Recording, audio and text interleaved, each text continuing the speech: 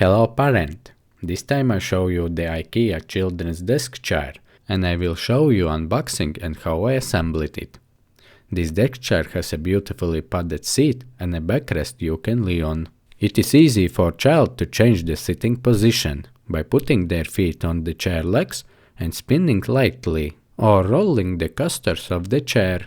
The only thing I am not satisfied with is the tire locking function. If the child is not yet big and heavy enough, the tires do not roll freely when they sitting on the chair.